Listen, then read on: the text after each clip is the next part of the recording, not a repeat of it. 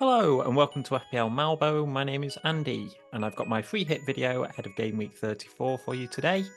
Anyone who watches the channel semi-regularly will know that I've played my free hit in 29, but I find doing these videos quite useful. It gives me an idea of who I should be targeting with my free transfers for Game Week 34.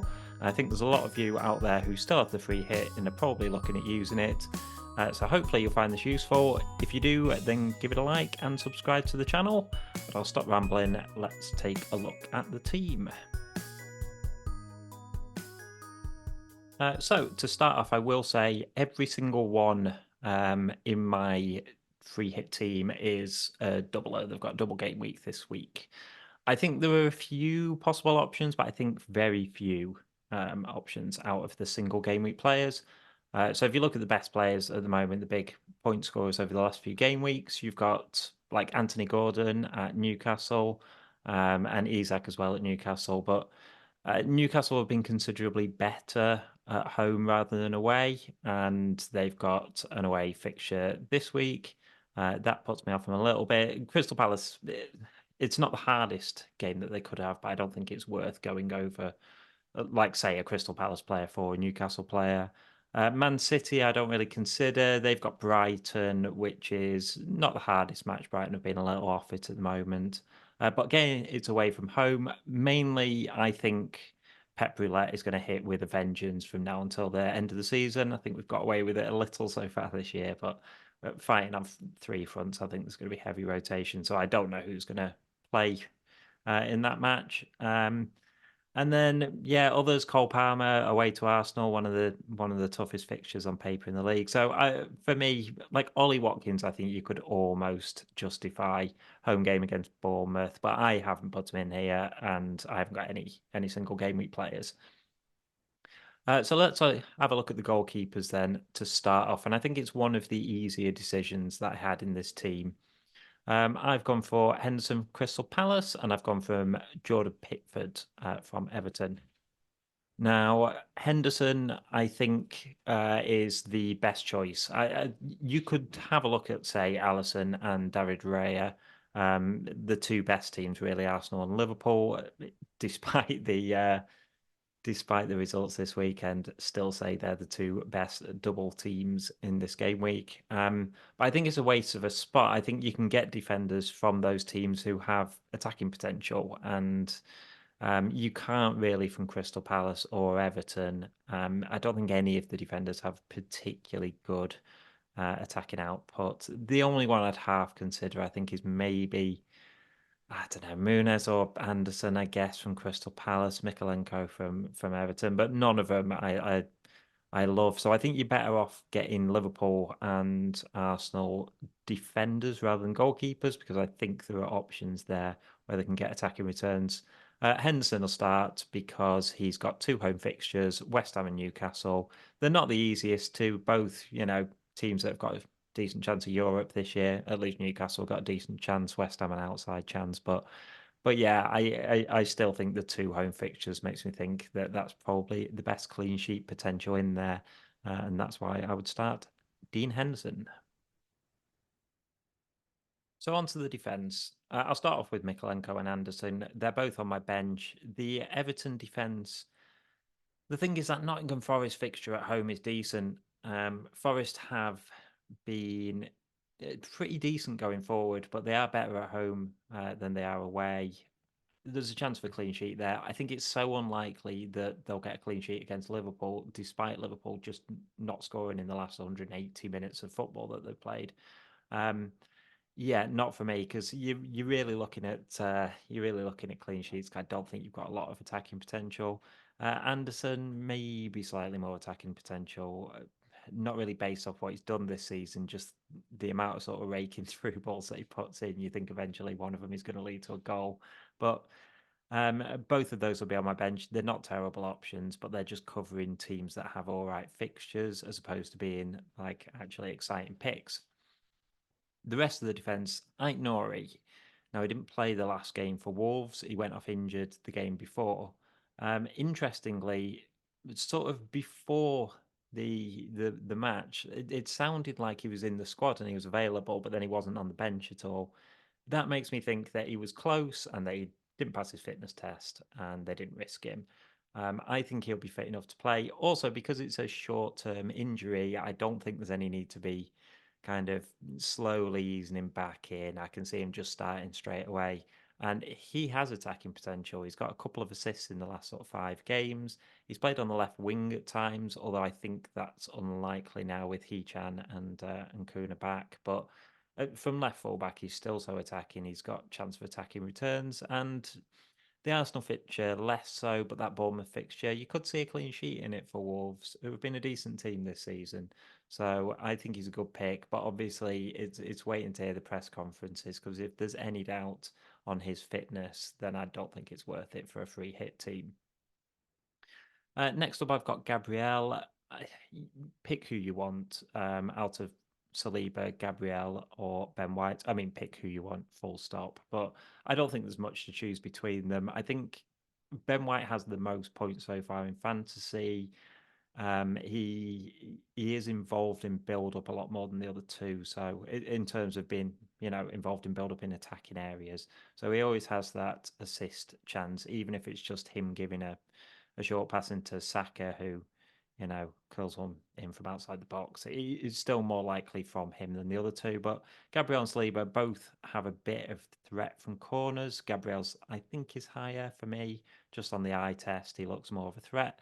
So for that reason, I will go Gabriel. But yeah, I think you want an Arsenal defender in there. Despite them losing 2-0 to Villa, they're still the best team defensively over the course of the season, and one bad result isn't it enough to make me think that that's likely to change. So yeah, Wolves and Chelsea, particularly the home fixture against Chelsea, a team that's been pretty poor in front of goal. Kind of fancy a clean sheet there. Now, the next one I ummed and ahed over quite a lot. First of all, I had it in my head before Sunday that having triple Arsenal and triple Liverpool was obvious, as I think most people would. Now, triple Arsenal, like I say, one bad result you know, doesn't make me change my mind on them. But Liverpool have been poor, and they've been poor for a few weeks now. I mean, really since the second half against United, a very poor game in Europe, and then were pretty dreadful against Crystal Palace. It looked like they could have scored, played for a week and not scored. But I still find it hard not to put a Liverpool player in there. Sorry, to put 3 Liverpool players in there. Their upside is so much higher than the other teams in this double game week. So I've gone for Van Dijk. If you needed to catch up in your mini league, saying you feel like taking more of a punt, then you've got Trent and you've got Robertson. The problem is, I don't think either of them will probably start both matches in the double. Trent got 45 minutes, his first 45 minutes for a couple of months at the weekend. Robertson's been back for a few weeks now, but he's had his minutes really managed. He's been coming off early or he's not been starting. Conor Bradley went off injured, so that is one option less for them at fullback, but they've still got Simicast, they've still got Joe Gomez. So, yeah, for me, Virgil van Dijk's the obvious one. You could definitely consider the triple up on attack, but that's a concern because the attack has looked so far off it in the last couple of weeks. It's really hard to know which ones to go for. So I put Virgil van Dijk in there. He also has an attacking threat as well. Against Crystal Palace, I would argue he was their biggest attacking threat from corners. It looked like the only way they were likely to score. So those 3 would be my starting defenders. Mykolenko and Ansel on the bench, really just because they're teams who have decent fixtures.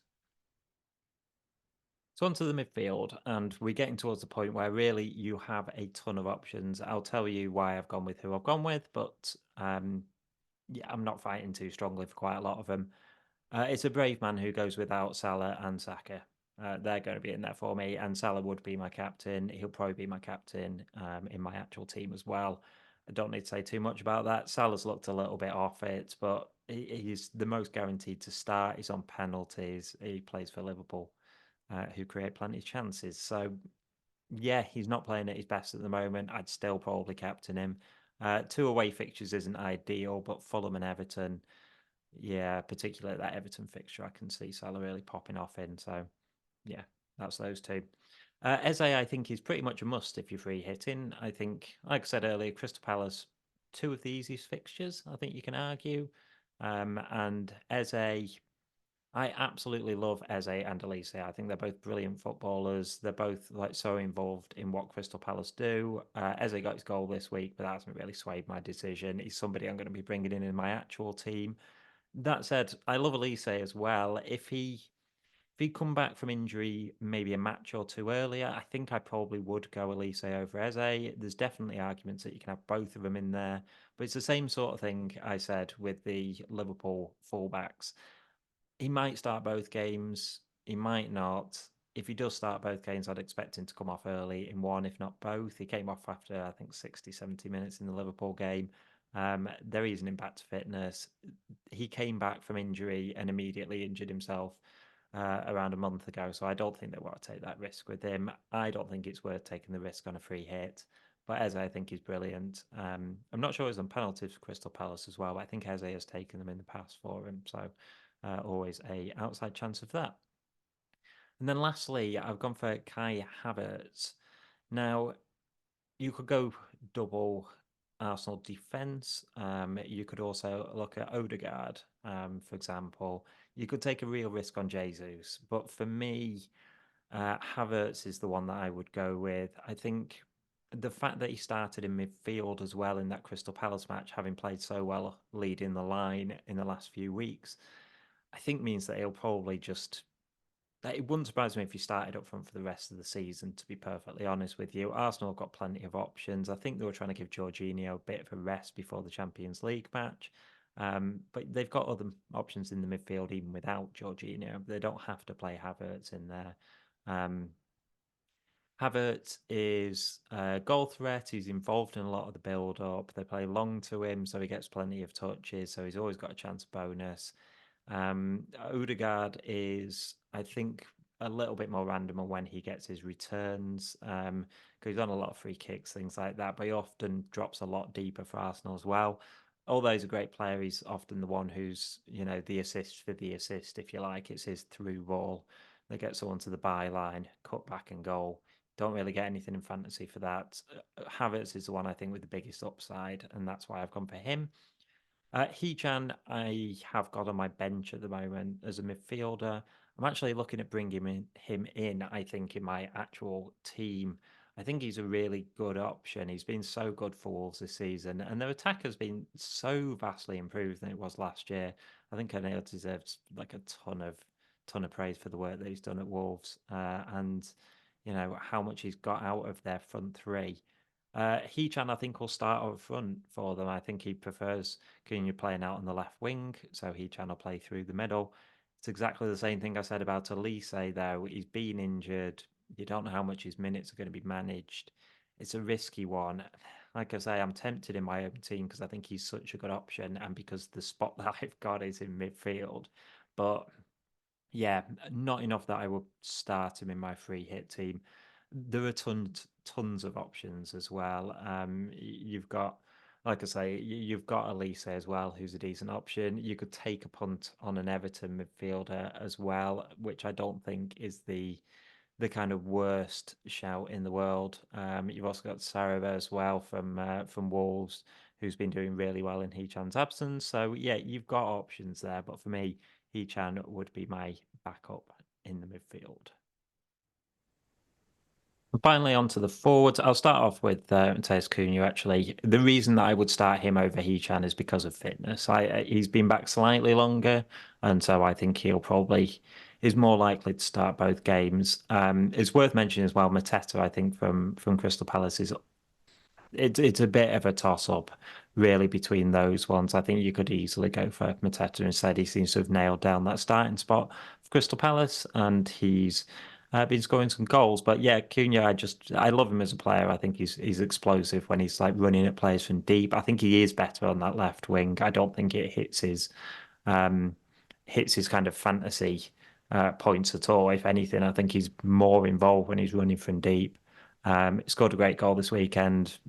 Yeah, I'm not going to argue with anybody if they go two up top and they have He-Chan starting instead, or Elise starting instead, or they start Mateta instead. Loads of options, but Cunha's the one that I would go for, particularly that Bournemouth game. Yeah, fancy him getting something out of that. Um, Solanke is next. I'll start with him next and leave the controversial one till last. Wolves and Villa, that Villa game's really tough, but Solanke has just been so consistent this season. I would be surprised if he doesn't score in one of those two games because that's just what he's done all season. He's goal every other game.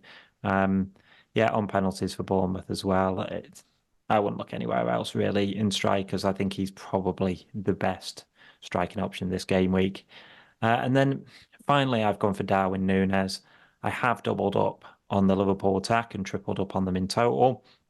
They do look off it at the moment. I'm worried about Núñez's minutes in the double as well. He hasn't been playing well. But even if Diego Jota comes in, I don't think Diaz has been doing particularly well either on the left wing. They've just looked off it as an attack. Yeah, Gakpo, I don't think is the answer. I don't know. I think he'll start one of those two games. The reason I go with Darwin is he has the biggest upside of any other striker because we have seen big hauls from him in the last couple of seasons. He is capable of getting 2 goals and an assist or, you know, 2 assists. So he's so involved for them. I've said it before, he's a little agent of chaos, but his decision making in the big moments is the reason that he's not an elite striker. And it's the reason I can see why people wouldn't go for him. Like I say, hasn't looked on form, but he's always involved. He is always involved for Liverpool. And I like players that have the biggest upside. I like somebody who has the potential to get me 20 points in that game week. I don't think that Mateta does, and I think Darwin does. There's still a possibility that Mateta outscores him, but I like the agent of chaos in my team. I like Darwin being in there. Am I absolutely sold that it's the best pick? No, I'm not. But yeah, you got to be in it to win it. And I think this team gives me the highest upside, really, without too many risks on injured players. So that's it for my free hit team for Game Week 34. Let me know in the comments what you think of the team. I'm expecting, if I do get some comments, it will be mostly Darwin hate, which I think is pretty fair. But if you've enjoyed it, then give it a like and subscribe to the channel. But I'll leave it there. I'll be back later on in the week with my usual team selection video. So hope you guys check that out. Leave it there. I'll catch you on another video. Bye for now.